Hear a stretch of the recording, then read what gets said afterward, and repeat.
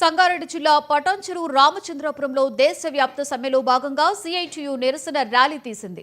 కేంద్ర రాష్ట్ర ప్రభుత్వాలు కార్మిక వ్యతిరేక విధానాలు అవలంబిస్తూ ఇబ్బందులకి గురి చేస్తున్నాయని నాయకులు మండిపడ్డారు.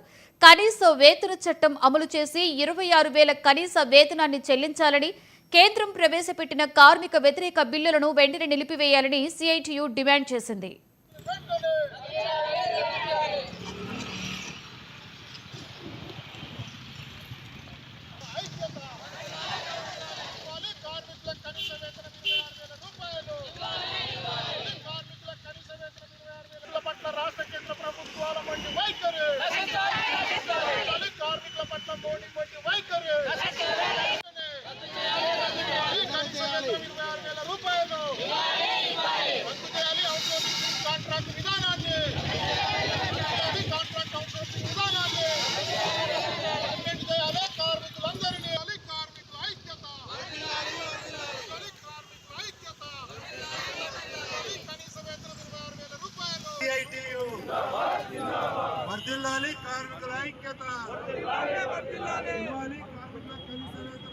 కనీస వేతనం 26,000 ఇవ్వాలని, కాంట్రాక్ట్ అవుట్సోర్సింగ్ విధానాన్ని రద్దు చేసి పర్మనెంట్ వర్కర్లని పెట్టుకోవాలని చెప్పి పెద్ద ఎత్తున దేశవ్యాప్తంగా ఈ ధర్నాలు, ర్యాలీలు నిర్వహించడం జరుగుతుంది. ఈరోజు ఈఎస్ఐలో కూడా ఈ ర్యాలీని జరుగుతూ ఉన్నది.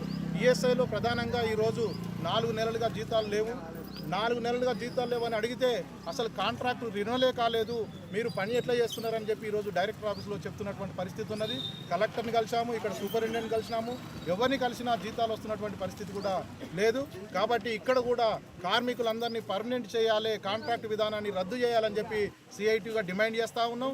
ఈ దేశవ్యాప్త సమ్మె సందర్భంగా ఈ కేంద్ర ప్రభుత్వమైనా స్పందించి 4 లేబర్ కోడ్లను వెంటనే రద్దు చేసి గతంలో ఉన్న అంటే అనేక పోరాటాలు చేసి సాధించుకున్నటువంటి కార్మిక చట్టాలని కంటిన్యూగా అమలు చేయాలని చెప్పి ఈ సందర్భంగా డిమాండ్ చేస్తా ఉన్నాం. పెట్టుబడిదారులకు అనుకూలంగా చేస్తున్నటువంటి విధానాలని కార్మిక వర్గం అందరూ కూడా ఈరోజు ముక్త కంఠంతో వ్యతిరేకిస్తున్నటువంటి పరిస్థితి ఉంది. కాబట్టి మోడీ సర్కార్ ఇప్పటికైనా బుద్ధి తెచ్చుకొని కార్మిక వర్గం కోసం ఎవరైతే ఓట్లు వేసిర్రో వాళ్ళ కోసం కాకుండా పెట్టుబడిదారుల కోసం పనిచేస్తున్నటువంటి విధానాన్ని వెనక్కి తీసుకోవాలని చెప్పి సిఐటిగా మేము డిమాండ్ చేస్తా ఉన్నాం.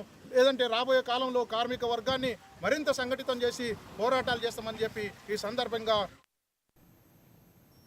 నల్గొండ జిల్లా అనుముల మండలం హలియాలో కార్మికులు సమ్మెలో